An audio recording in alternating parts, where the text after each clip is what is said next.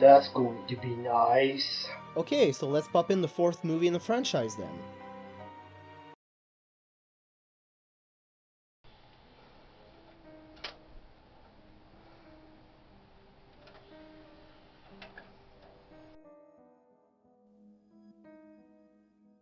So if you've seen my other video, you know that Nightmare on Elm Street 4 is the first Freddy movie I've ever seen, and it scared the shit out of me. What?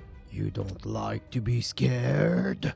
Well, I was 5 at the time, so not really. It's going to be fun. Yeah, now that I'm older, I really see it differently. Oh, do tell. Kristen has a weird dream, and if you remember well from the previous movie, Kristen has the ability to bring other people into her dream. So, she calls in Kincaid and Joey. So they wake up after the dog attacks Kristen. Kristen wakes up with a dog bite on her arm, which is a good sign that Freddy's back. It's me! I'm back again! Yeah... The first thing they do in the movie is introduce new victims. First off, we have Rick. He's Kristen's boyfriend. Then there's Alice, Rick's sister. And the one she's talking to is Dan. No, you are one major league hunk. Earth to Alice. We also meet Sheila, who suffers from asthma. We don't learn her name until 47 minutes into the movie. Hey, baby. You're sucking on the wrong nozzle. Hey, yo, needle dick. I bet you're the only male in this school suffering from penis envy. There's also Debbie. She's sort of vain. Now, I have to say we don't get everybody's names at the beginning of the movie. Kincaid and Joey talk to Kristen to complain about her calling them into her dream. They are sure Freddy's dead. Are they right?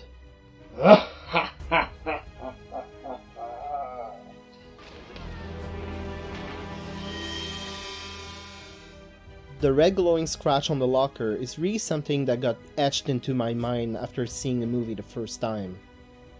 It really looks like it's hell on the other side of the locker.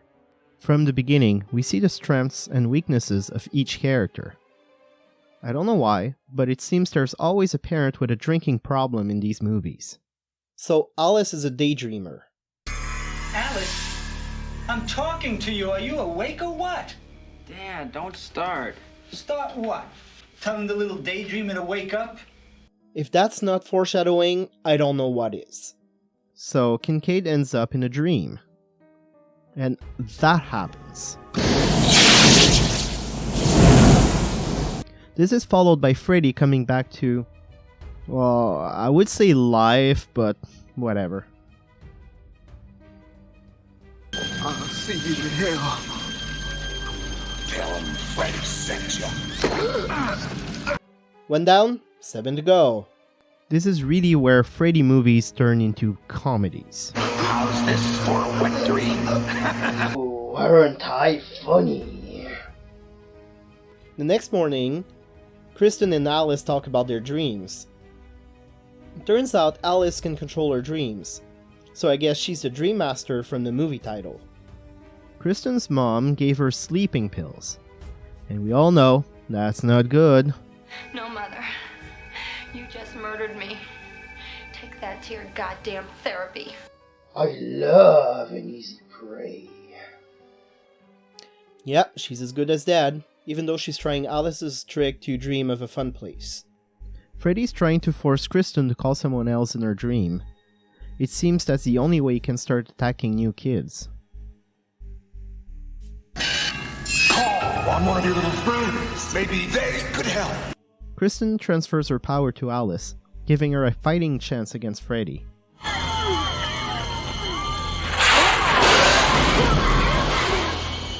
Now, all the characters from the previous movie are dead. But Freddy's not done yet. Wanna suck the face? No. Alice sees Freddy sucking the air out of Sheila and can't do anything about it. That's how Freddy gets his new victims. It's like a disease. Sheila has built an ultrasonic bug repellent, and Alice has managed to get her hands on it. It will be important for later. Every society, dating back to the ancients, has had theories regarding dreams. Well, that's a pretty convenient timing for a class on dreams, don't you think so? What? Rick's nightmare is really weird. He manages to fight Freddy a bit, but he gets killed.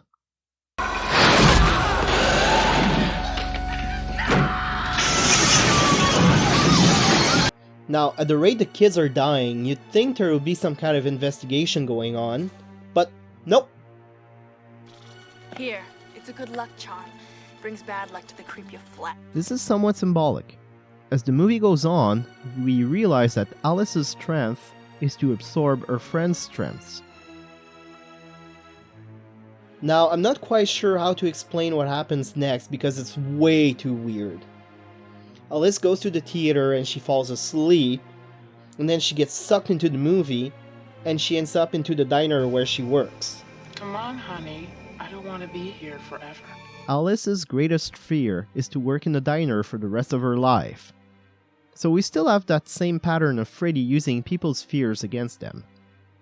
This part is extremely creepy.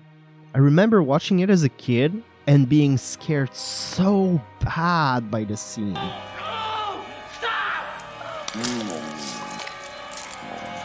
Lucky for Alice, Freddy wants her alive, but poor Debbie's in trouble. That's also a very creepy part. You can check in, but you can't check out. It feels like a reference to Hotel California. Don't you like my little joke? See what I was saying about the movie being a comedy? Dan and Alice get in a car accident, and Dan is injured. The biggest problem is that he has to stay awake. See how she takes a little bit of all of her friends there? She's getting ready for the big fight.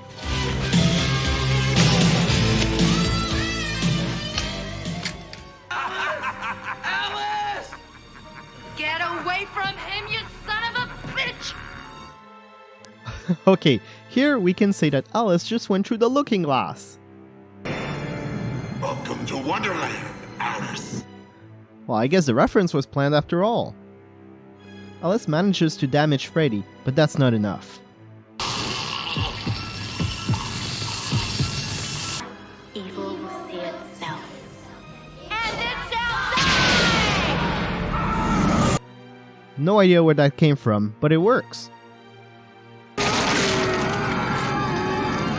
I have no idea what's going on here. I mean, after all they've tried to kill Freddy, all they had to do was make him look into a mirror and that's it? It's gonna take more than that. What do you mean it's gonna take more than that?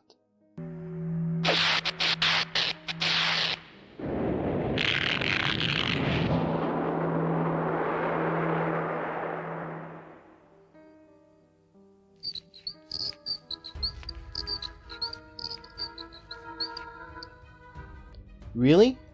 How did they manage to bring you back to life? Oh, you'll have to see.